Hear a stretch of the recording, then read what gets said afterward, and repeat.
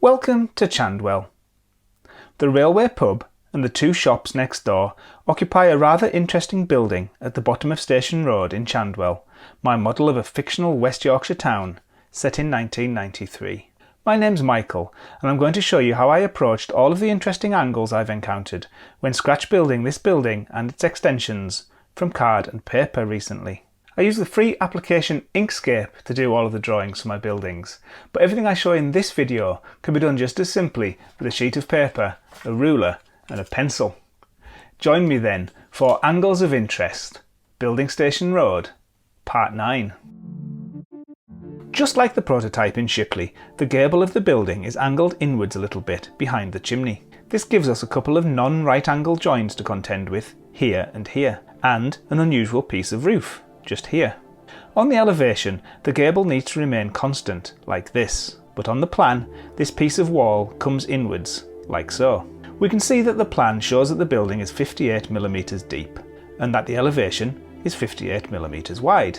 We can measure that the angle change happens 41.76mm from the front of the building, so we can draw that on the elevation like this. On the elevation, that leaves a piece of gable 16.24mm wide. On the plan though, this should be 21.8mm. How do we make this piece the right shape? It's easy. The vertical distances have not changed. The top of the slope is 98.27mm from the baseboard, and the bottom of the slope is 87.59mm. So all we need to do is make this shape 21.8mm wide. We're left with a piece that's the right width to fit the plan view, and the angle is correct so that the elevation of the gable remains constant. When constructing the wall from two layers of 0.5mm card, it's important to make the inner layer a little smaller than the outer. This helps it all join together properly. I cut them so that the outer parts join together with the smallest possible gap.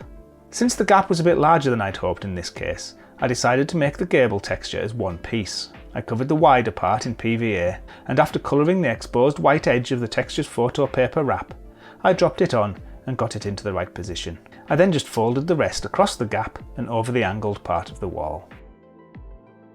We can use the same technique on the roof. There's nothing complex here. We know the shape from above needs to look like this. It's 29mm deep, but it needs to be 34.7mm to fit the slope of the roof properly. How do we change this shape from 29mm to almost 35mm and keep this angle such that it will fit the inward facing piece of wall? Easy. We just stretch the shape. We move the points of the shape up and leave them at the same horizontal positions. And here is a stretched piece.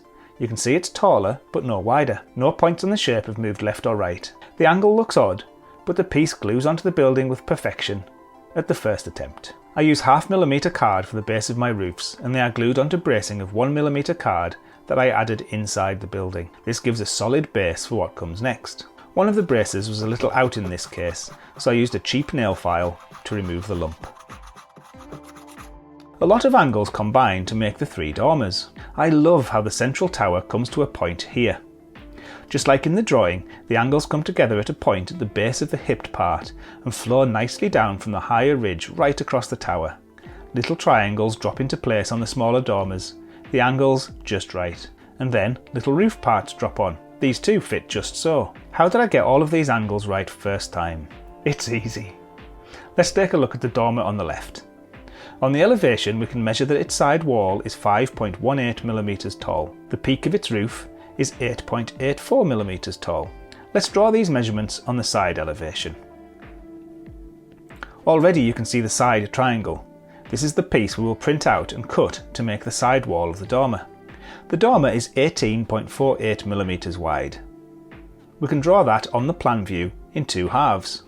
So now to work out the angle of where it joins the roof. On the elevation, we can measure from the front of the building to where the wall joins the roof, 7.88mm.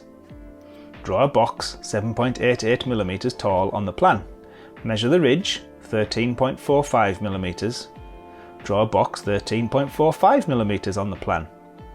And now we have the shape of the dormer's roof. We just join the dots.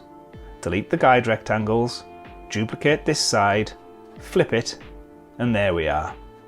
All that's left to do is to make these shapes the right dimensions to fit the actual roof. This is the same technique as before. The roof face is 9.95mm long and the plan view is only 9.24mm, stretched the part so it's now 9.95mm. The angle becomes shallower, but once cut and dropped on top, it fits with perfection. This is repeated for the other dormer and the roof of the tower part.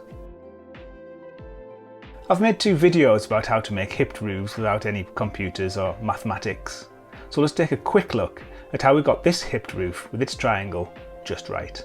Here's the plan view of the hipped parts triangle. It's 12.55mm tall, but to fit the roof we can measure on the elevation that the triangle needs to be 15.02mm tall, so we just take the triangle as drawn and stretch it to 15.02mm. The angles look wrong like this, but once applied to the roof it fits perfectly and doesn't need to be trimmed.